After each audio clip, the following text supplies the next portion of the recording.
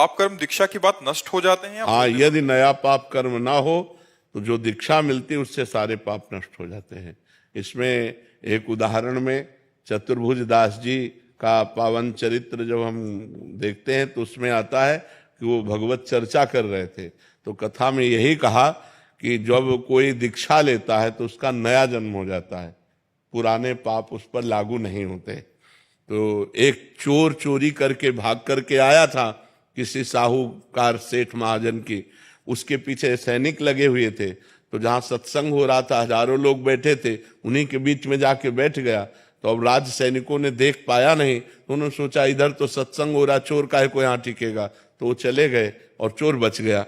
सत्संग में यही चर्चा चल रही थी कि दीक्षा लेने से नया जन्म हो जाता है, पूर्व पाप नष्ट हो जाते हैं। तो जब सत्संग संपन्न हुआ तो चतुर्भुज दास जी संत थे, उनके पास गए और बोले महाराज आप जो बात कह रहे हैं सत्य है कि दीक्षा लेने से सारे पाप नष्ट हो जाते हैं? तो मैं घोर पापी हूं, चोर हूं, हिंसक हूं, कौन सा पाप नहीं जो मैंने ना किया हूं, क्या मैं दीक्षा ले लूंगा आज से निष्पाप हो जाऊंगा?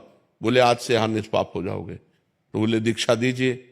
तो चतुर्भुज दास जी ने कि ये सही अधिकारी है, अभी इसका मूड बन गया है, नहीं तो हो सकता है कि कभी जिंदगी में इसका न, क्योंकि हिंसक स्वभाव का है, तो उन्होंने तुरंत उसको दीक्षा दी, मूड मुड़वाया, कंठी पहनाई, तिलक लगाया, 12 तिलक। और दूसरे दिन वो निर्भय होकर घूम रहा था। सोई साहूकार अपने सैनिकों के साथ तो था, सेठ खोज रहा था, अरे बोले यही है। उसको बंदी बना लिया गया, राज दरबार में ले गए।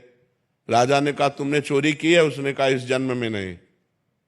बोले महाराज जन्म की बात नहीं है, कल की बात है, कल इसने चोरी की है। उसने कहा मैं कसम खा सकता हूं कि इस जन्म में चोरी नहीं की।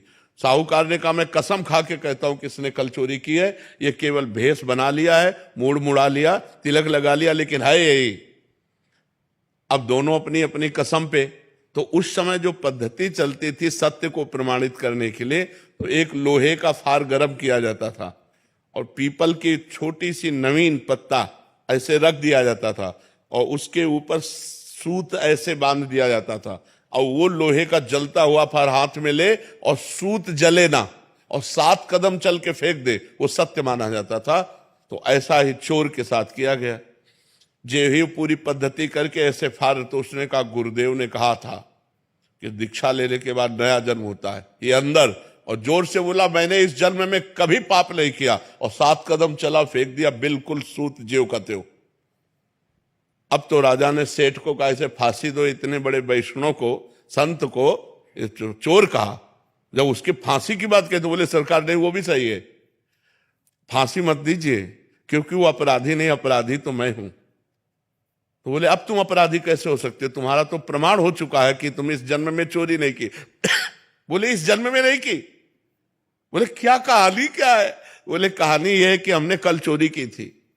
ये सही कह रहे हैं, लेकिन फिर हमने दीक्षा ले ली, तो दीक्षा से नया जन्म हो जाता है, इसलिए मैंने इस जन्म में चोरी नहीं की। इस बात से वो राजा बड़े प्रभावित हुए। बोले मैं उन संत से मिलना चाहता हूं जिन्होंने तुम्हारे जैसे चोर का परिवर्तन कर दिया। तो उस दृष्टांत से पता चलता है कि नया जन्म हो जाता है, लेकिन अबलो न सानी अबना न सही हो। उस चोर ने झूठ नहीं बोला, उसने फिर कभी चोरी नहीं की, आज तक किया, अब नहीं करूंगा, तो इससे सारे पाप नष्ट हो जाते हैं दीक्षा लेने से।